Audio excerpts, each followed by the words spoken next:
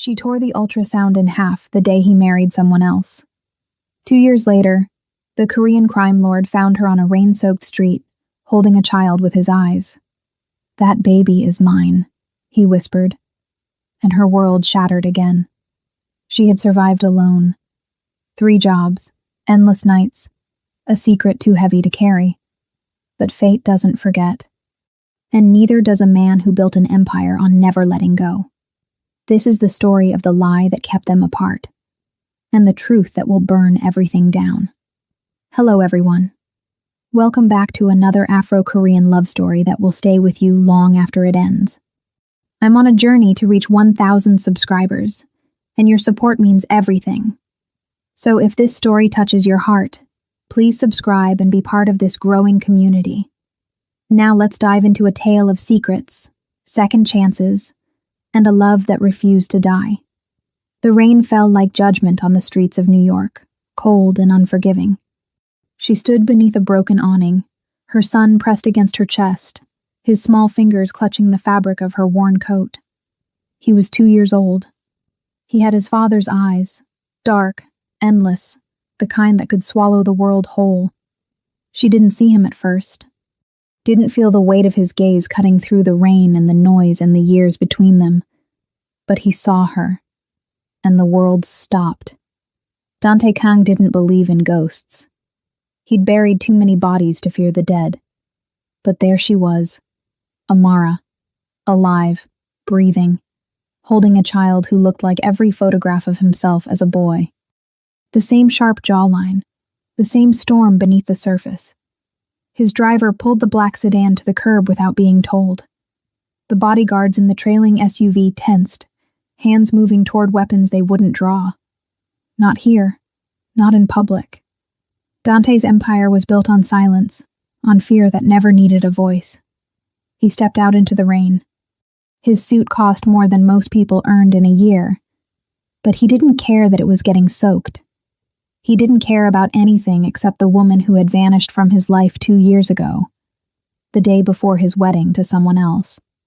Amara. Her name was a prayer and a curse on his lips. She froze. The child in her arms stirred, pressing his face into her neck, sensing the shift in the air. Danger always smelled like expensive cologne and cold determination. She turned slowly.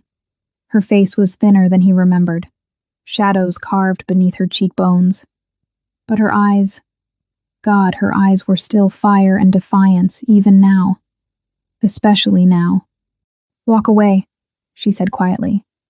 Her voice was steady, but he could hear the fracture beneath it, the crack in the foundation. "You don't belong in this part of my life.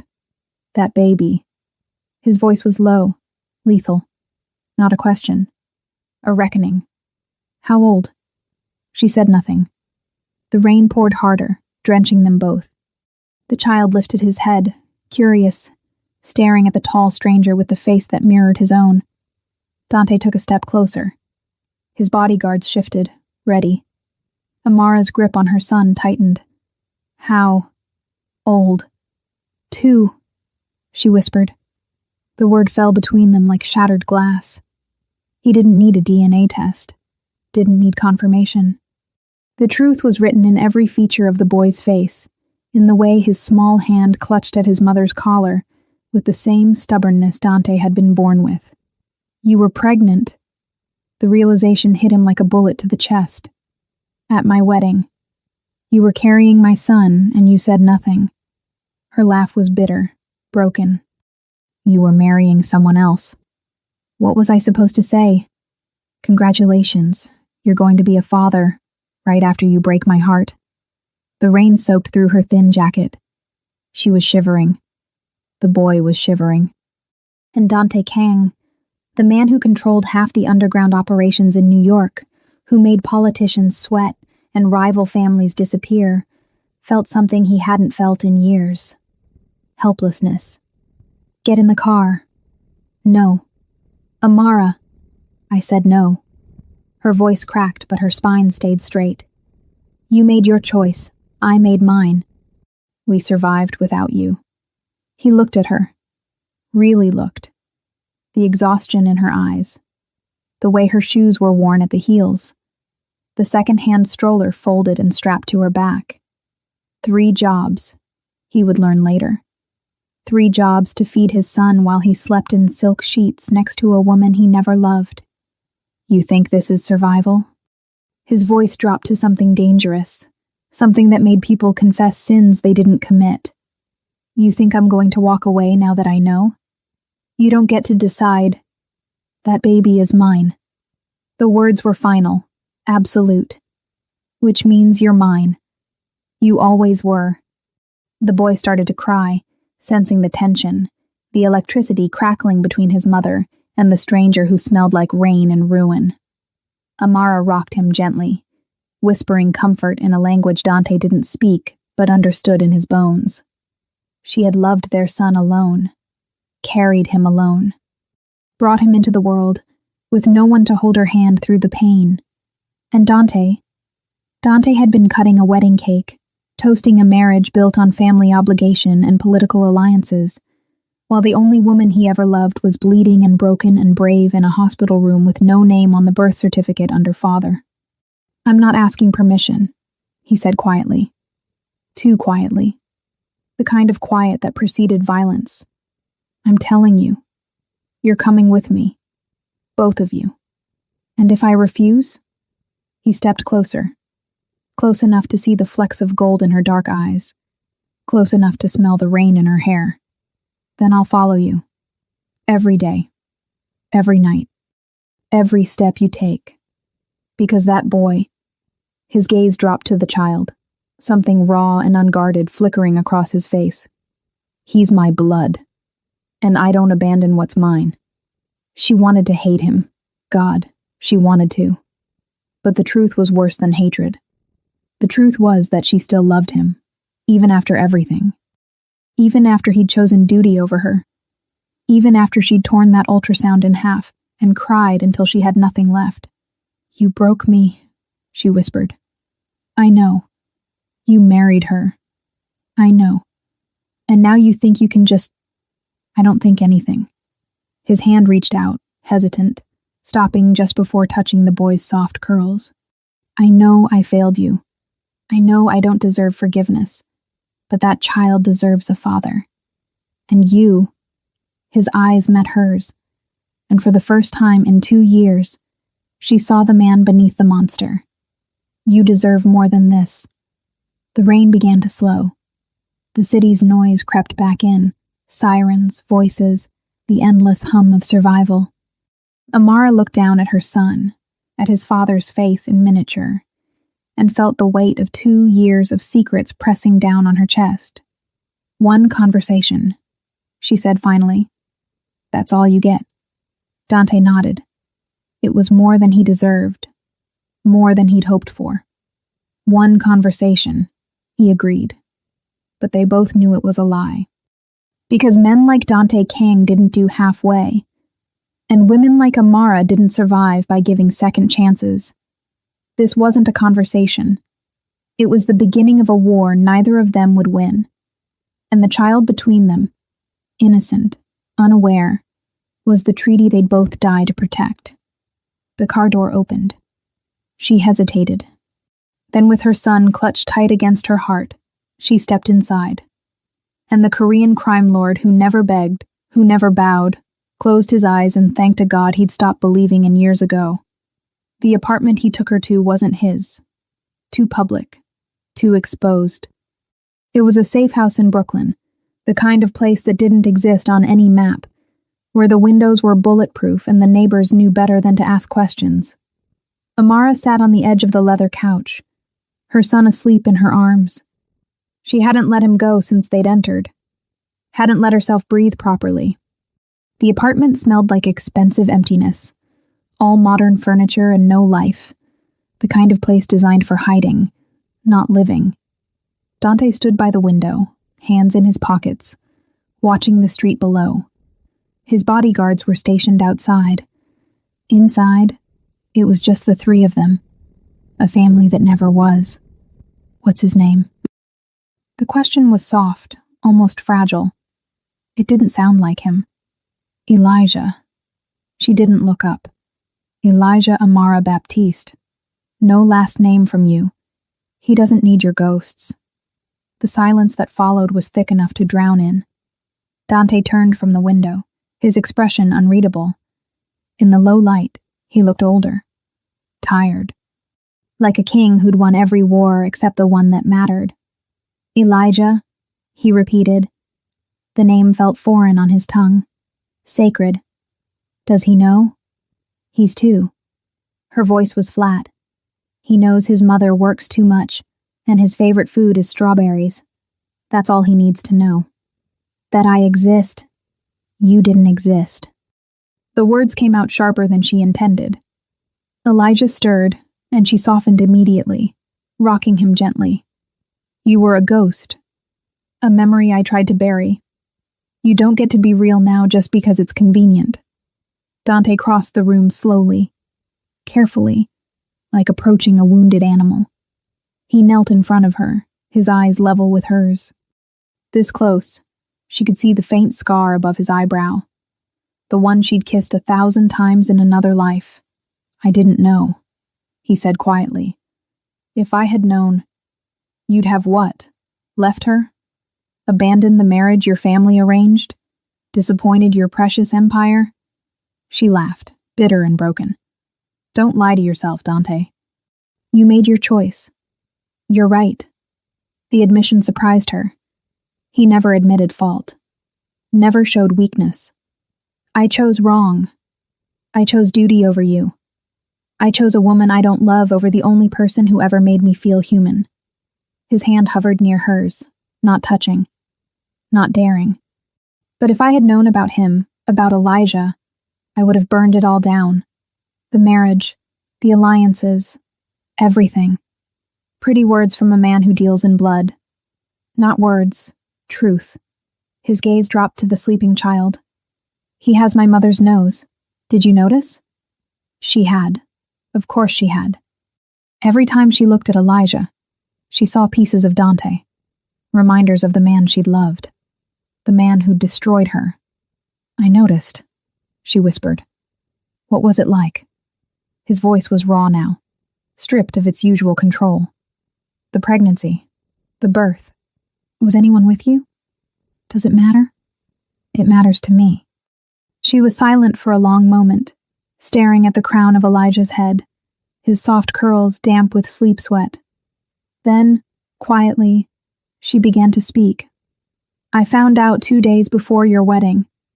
I was late, and I don't know what I thought, that maybe stress was messing with my body. But I took the test, and there it was. 2 lines. Pregnant." Her voice was distant, like she was narrating someone else's life. "I stood in that bathroom for an hour, staring at it, trying to figure out what to do, who to tell, if I should even keep it." Dante's jaw tightened, but he said nothing. "I went to your wedding anyway," she continued. "Wore a black dress, sat in the back, watched you put that ring on her finger and thought about the baby growing inside me. Your baby. And I realized you'd never choose us. You'd never choose me. So I left. Amara, I'm not finished." Her eyes were dry, but her voice trembled. "I worked 3 jobs. Waitressing during the day, cleaning offices at night, weekends at a grocery store. I was 7 months pregnant and scrubbing floors at 2 a.m, because rent was due, and I didn't have anyone to ask for help. I went into labor on a Tuesday. Alone. Took a cab to the hospital and checked myself in. No partner. No family. Just me and the nurses who looked at me with pity I didn't want." She looked up then, meeting his gaze. "He was born at 3:47 a.m., 6 pounds, 4 ounces, perfect, screaming, alive. And I held him and thought, this is it. This is what love feels like. Not the love I had for you. Something bigger. Something that didn't break." A tear slid down her cheek. She didn't wipe it away. "I named him Elijah because it means my God is Yahweh. And because I needed to believe something bigger than us was watching over him, protecting him from the world, from you." Dante's hands were shaking. She'd never seen him shake before. "I'm sorry." The words were inadequate, pathetic. "I'm so fucking sorry." Sorry doesn't feed him. Sorry doesn't pay for childcare or keep the heat on in winter. Sorry is just another word people say when they can't fix what they broke. Then let me fix it now. He reached out, his hand finally closing over hers. Let me be his father. Let me give you both the life you should have had. She pulled her hand away. You think money fixes this? You think your empire and your power and your blood-soaked legacy is what we need? No. His voice was steady now, certain. But it's what I have. And I'll use every piece of it to make sure you never have to work 3 jobs again. To make sure Elijah grows up safe, protected, loved. He is loved. I love him. I know you do. Dante's gaze softened. I can see it in every breath you take. You're the strongest person I've ever known, Amara. You survived what would have broken anyone else. But you don't have to survive alone anymore. I've been alone for 2 years. I'm used to it. You shouldn't have to be used to it. He stood, towering over her, but somehow still vulnerable. I can't change the past. I can't take back the wedding or the months you suffered. But I can change what happens next. For him. For you. Elijah stirred in her arms, his small fist opening and closing. Dreaming. Innocent. Unaware of the storm brewing around him. What about your wife? Amara asked quietly. Does she know you're here? Does she know about us? Dante's expression hardened. She knows I didn't marry her for love. That's all she needs to know. That's not fair to her. Life isn't fair. His voice was cold again, the crime lord returning. She got the ring and the name. You got my heart and my son. I'd say you won. This isn't a game, Dante. No, it's not. He moved to the window again, his silhouette sharp against the city lights. But it's the hand we were dealt, and I'm done folding. Amara looked down at Elijah, at his father's face in miniature, and felt the walls she'd built around her heart begin to crack. Not break. Not yet. But crack. Enough to let the light and the danger back in. 1 week, she said finally. You can see him for 1 week, supervised, and then we'll talk about what comes next. Dante turned, and for the first time since she'd known him, he smiled. Not the cold, calculated smile he used in business. A real one. Small, fragile, hopeful. 1 week, he agreed. But they both knew it was another lie. Because Dante Kang didn't do temporary. And Amara Baptiste didn't know how to stop loving a man who was half monster, half miracle. The war had begun. And their son, beautiful, innocent Elijah, was the only treaty worth fighting for. The first morning, Dante brought strawberries.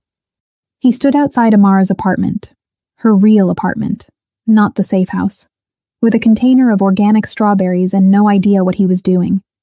He'd negotiated million-dollar deals, orchestrated the disappearance of men who crossed him, built an empire on fear and precision. But standing in front of a peeling door in a building that smelled like old cooking oil and broken dreams, holding fruit for a 2-year-old who didn't know he existed, he felt like a fool. Amara opened the door in an oversized t-shirt and leggings, her hair wrapped in a silk scarf, exhaustion carved into her features.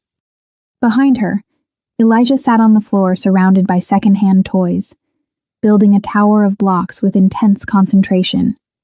You're early, she said flatly. I couldn't sleep. That makes 2 of us. She stepped aside, letting him in. No bodyguards. That was the deal. They're in the car downstairs.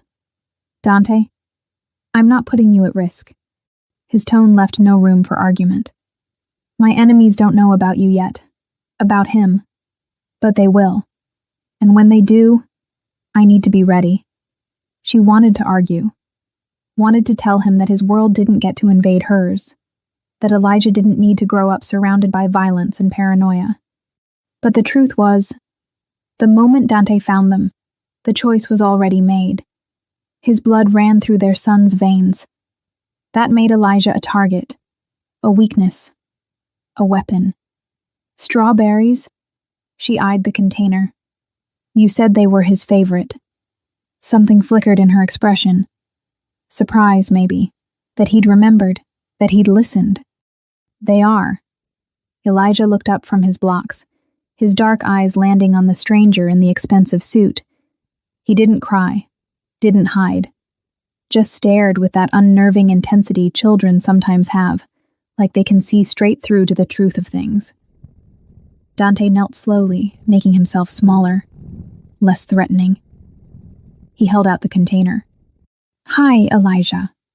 The boy glanced at his mother. She nodded once, permission granted. Elijah abandoned his blocks and toddled over, tiny hands reaching for the strawberries. Dante opened the container, and the boy grabbed the biggest one, juice dripping down his chin as he bit into it. Thank you, Amara prompted gently. Thank you. Elijah mumbled around the strawberry, red staining his lips. Dante's chest tightened. Such a small thing. Such an ordinary moment.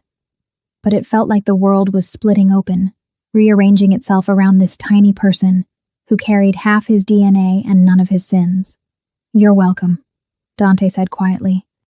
Elijah studied him for a moment longer, then held out the half-eaten strawberry. You want? The offer was innocent, generous, the kind of thing children do without thinking. But to Dante, it felt like absolution, like forgiveness he didn't deserve. He took the strawberry, took a bite, and smiled. It's good, he said. Elijah grinned, showing tiny teeth, then ran back to his blocks. Crisis averted. Stranger accepted. In the simple logic of toddlers, sharing food meant friendship. If only adults were that easy. Amara watched from the kitchen doorway, arms crossed, guard still up. He warms up to people fast. Don't take it personally. I'm his father. I'll take it however I want. Biologically, yes. But fatherhood is more than blood, Dante. It's showing up, being present. Not just when it's convenient, but when it's hard. When he's sick at 3 a.m., or throwing tantrums in the grocery store, or asking questions you don't know how to answer. Then teach me. He stood, brushing invisible dust from his knees. I don't know how to be a father. I never had one worth learning from. But I'll figure it out, for him. She wanted to believe him. God, part of her still wanted to believe in the man she'd fallen in love with 3 years ago, before the empire and the marriage and the lies. But belief was a luxury she couldn't afford. He needs consistency, routine, not a father who shows up when his schedule allows. My schedule just changed. His voice was firm. Every morning I'm here, every evening if you'll let me, weekends, holidays, whatever it takes. And your wife? The question hung in the air like smoke. She has the house and the name, Dante said coldly. She doesn't have me. She never did. Does she know that? She knows what she needs to know. Amara shook her head. You can't just compartmentalize your life like that. You can't have a fake marriage and a secret son and expect neither world to collide. Watch me. Dante, I've spent 2 years living a lie. His voice was low, dangerous. Playing the perfect husband, the dutiful son, the man my family needed me to be. And every fucking day I hated myself a little more. But this... He gestured to Elijah, still playing contentedly with his blocks. This is real. This is mine. And I'm not walking away. Not again. She wanted to argue. Wanted to protect her heart from the inevitable destruction. But the truth was, she was tired. Tired of working 3 jobs. Tired of pretending she didn't still love him. Tired of lying to herself that Elijah didn't need his father. 1 hour, she said finally. You can stay for 1 hour, then you leave. 1 hour, he agreed. He sat on the floor beside Elijah. The boy handed him a block, then another. They built a tower together, Dante's large hands clumsy around the small pieces, Elijah's laughter bright and unguarded, when the tower inevitably fell. Amara watched from the kitchen, her coffee growing cold in her hands. This was dangerous. This domesticity. This glimpse of what could have been. But she couldn't look away. Couldn't stop herself from imagining mornings like this. Strawberries and blocks and laughter that didn't carry the weight of 2 years' worth of pain. When the hour was up, Dante stood reluctantly. Elijah grabbed his leg, hugging it with sticky strawberry hands. You go? Yeah, buddy, I have to go. Come back? Dante looked at Amara. She nodded once, barely perceptible. I'll come back, he promised. Okay. Elijah released him, already distracted by a toy truck. At the door, Dante paused. Thank you. For what? For letting me in. For not running. For giving me a chance I don't deserve. Amara's expression softened just slightly. Don't make me regret it. I won't. He left. The apartment felt colder without him. Larger. Emptier. Elijah played for another 10 minutes, then looked up, searching. Man gone? Yeah, baby, he's gone. He come back tomorrow? Amara crouched beside her son, smoothing his curls. Maybe. Would you like that? Elijah nodded enthusiastically. He nice. He share strawberry. He did, didn't he? I like him, Mama. Those 3 words shattered something in her chest. Because children were honest, unfiltered. They didn't know how to lie yet. And if Elijah liked him, if he felt safe with the man whose blood he carried, then maybe, just maybe, there was hope. But hope was dangerous. Hope got you hurt. Hope made you believe in second chances and redemption and love that survived betrayal.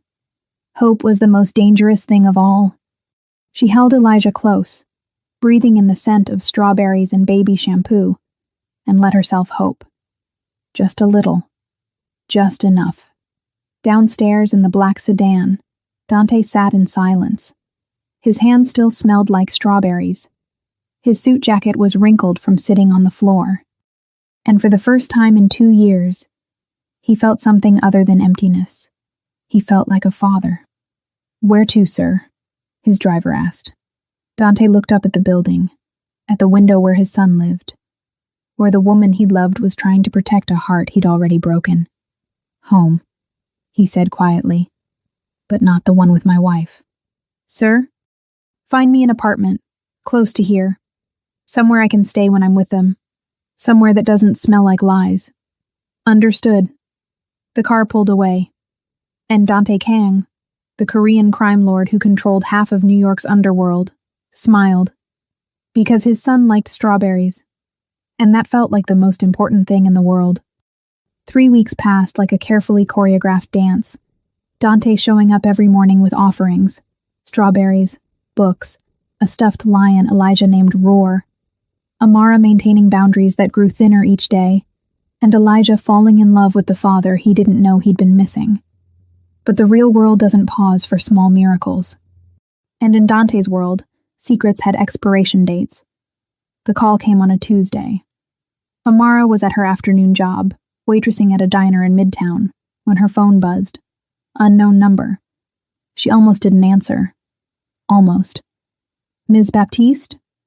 The voice was female, polished, cold. This is Christine Kang. I believe you know my husband. The blood drained from Amara's face. The plate she was holding slipped from her fingers, shattering against the tile floor. Her co-worker shot her a concerned look, but Amara couldn't move, couldn't breathe. I don't know what you're talking about, she managed. Don't insult us both with lies.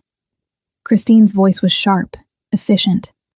I know about you, about the child, about my husband's daily visits to your apartment in Brooklyn. Did you think I wouldn't notice? That I wouldn't have him followed? Amara's hand tightened around the phone. What do you want? To meet. Today, 4 o'clock. There's a cafe on 5th Avenue, Rosetta. Come alone. If you bring Dante, this conversation becomes very different, very public, very destructive. The line went dead. Amara stood in the middle of the diner, surrounded by broken ceramic and curious stares, her world tilting on its axis. She'd known this was coming, known the bubble would burst. But knowing didn't make it hurt less. She texted her manager, family emergency, and left. Called the babysitter to stay late with Elijah. Didn't call Dante. Couldn't. Because part of her needed to face this alone. To prove she could still protect herself and her son without hiding behind a man who'd already failed her once. Rosetta was the kind of cafe where coffee cost $12 and conversations were conducted in whispers. Christine Kang sat at a corner table, designer sunglasses pushed up into perfectly styled black hair, a Hermes bag resting on the empty chair beside her. She looked like money and power and everything Amara would never be. Ms. Baptiste. Christine didn't stand, didn't smile. Sit. Amara sat, spine straight, refusing to be intimidated. You wanted to talk. So talk. Christine studied her for a long moment, the kind of assessment that reduced people to assets and liabilities. You're prettier than I expected. I can see why he was drawn to you. That whole exotic beauty thing men love. Is there a point to this? The point is simple. Christine leaned forward, her expression cold as winter. You're a problem, and I solve problems. I'm not trying to take him from you. Please. Christine laughed, bitter and sharp. I don't want him. Our marriage is a business arrangement. His family needed connections. Mine needed legitimacy. We both got what we wanted. But what I won't tolerate is humiliation. And you, with your son, your sob story, your ridiculous notion that love conquers all, you're making me look weak. That's not my problem. It is now. Christine's eyes narrowed. Here's what's going to happen. You're going to take the money I'm offering, $500,000, and you're going to disappear. Change your name. Move to another city. Another state. I don't care where. But you and that child will cease to exist in Dante's life. Amara felt rage boiling beneath her skin, hot and dangerous. Elijah is his son. You can't erase that. I can try. Christine pulled an envelope from her bag, sliding it across the table. $500,000. Enough to give your son a good life. A quiet life. One where he doesn't grow up surrounded by bodyguards and blood feuds and the constant threat of violence. Isn't that what you want? Safety. What I want is for you to leave us alone. That's not an option. Christine's voice dropped, lethal. Dante's family is already asking questions. His behavior has changed. He's distracted, soft. And in our world, softness gets you killed. If they find out about you, about the boy, they won't offer money. They'll offer graves. The threat hung in the air, real and terrifying. Amara knew enough about Dante's world to know Christine wasn't exaggerating. The Korean underworld didn't tolerate weakness, didn't allow distractions. A secret son was a liability, a target. He'll protect us, Amara said, but her voice wavered. Will he? Christine tilted her head. Or will he be too busy protecting his empire? His legacy? You think you're special, Ms. Baptiste. You think love makes you invincible. But I've watched powerful men fall because they put their hearts before their thrones. Dante won't choose you. Not when it matters. Not when the cost is everything he's built. Amara stood abruptly, the chair scraping against polished floors. I'm not taking your money. Then you're signing your son's death warrant. Christine remained seated, calm, collected. Think about it. Think about what kind of life you're condemning him to. And when you're ready to be smart instead of sentimental, call me. She placed a business card on the table. Amara stared at it. Embossed, expensive, damning. Then she turned and walked out, heart hammering, hands shaking, the weight of Christine's words pressing down on her chest like stone. Outside, the city roared around her. Sirens, voices, the endless symphony of survival. She pulled out her phone, stared at Dante's number. Her finger hovered over the call button, but she didn't press it. Because Christine was right about one thing. Dante's world was dangerous. And every day Elijah spent near it, he was at risk. Not from his father, but from everyone who would use him to hurt his father. She walked home in a daze, barely seeing the streets, the people, the life moving around her. By the time she reached her apartment, night had fallen. The babysitter left. Elijah was asleep, clutching Roar, the stuffed lion Dante had given him. Amara stood in the doorway of his tiny room, watching him breathe. So small, so innocent, so unaware of the storm gathering around him. Her phone buzzed. "Dante, coming over. Need to see you both." She didn't respond. Just sat on the couch in the dark, Christine's business card burning a hole in her pocket, and wondered if love was enough. If it had ever been enough. The knock came 20 minutes later. Soft, careful. She opened the door. Dante stood there, still in his suit, tie loosened, exhaustion carved into his face. But when he saw her expression, he knew. Somehow he knew. What happened? Your wife called. The silence that followed was deafening. Dante's jaw tightened, his hands curling into fists. What did she say? That we're a problem. That your family will kill us if they find out. That I should take her money and disappear. Amara's voice was hollow. That you'll choose your empire over us when it comes down to it. That's not true. Isn't it? She looked up at him, eyes dry but devastated. You chose it before. You chose duty and family and power over me. What's different now? Everything. He stepped inside, closing the door behind him. Everything is different. I have a son. I have you. And I'm not losing either of you again. You might not have a choice. There's always a choice. His voice was steel and fire. And I'm choosing you. Both of you. Fuck my family. Fuck the empire. Fuck everything that isn't Elijah sleeping in that room and you standing here trying to be brave when you're terrified. Tears finally came, hot and unstoppable. I am terrified. I'm terrified they'll hurt him. That loving you will get him killed. That I'm being selfish keeping him near you when the safest thing would be to run.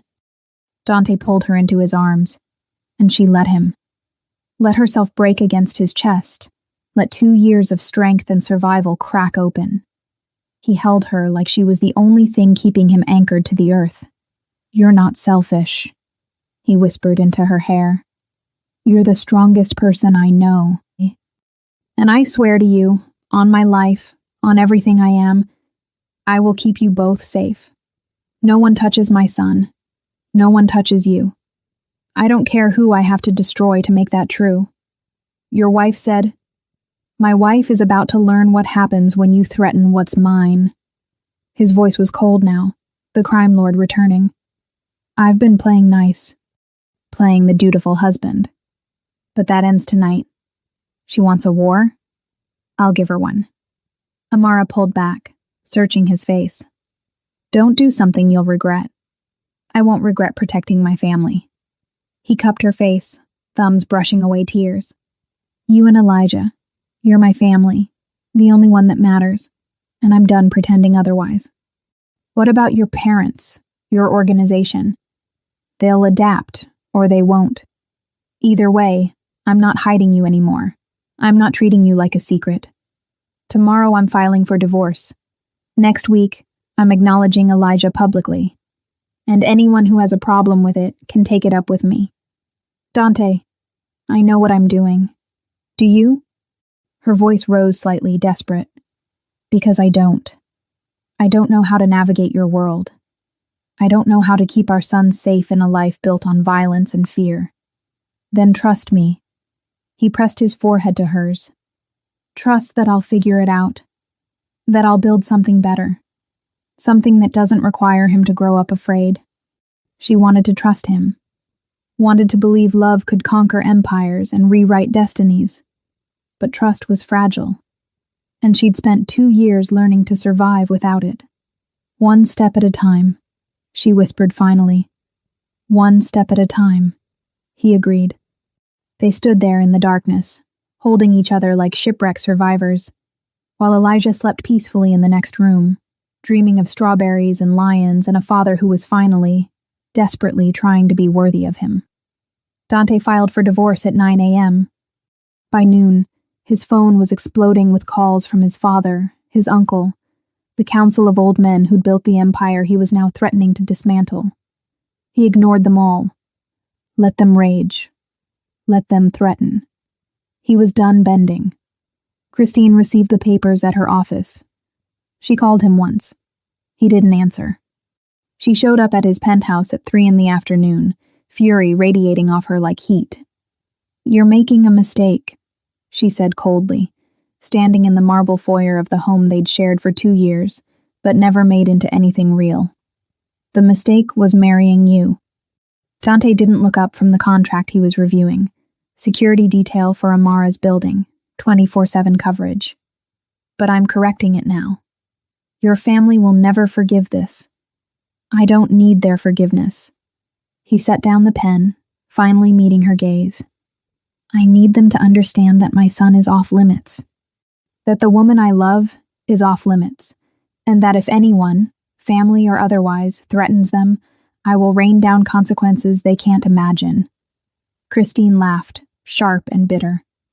"You think you're the first man to fall for a pretty face in a sob story? You think love makes you special? No, but it makes me dangerous.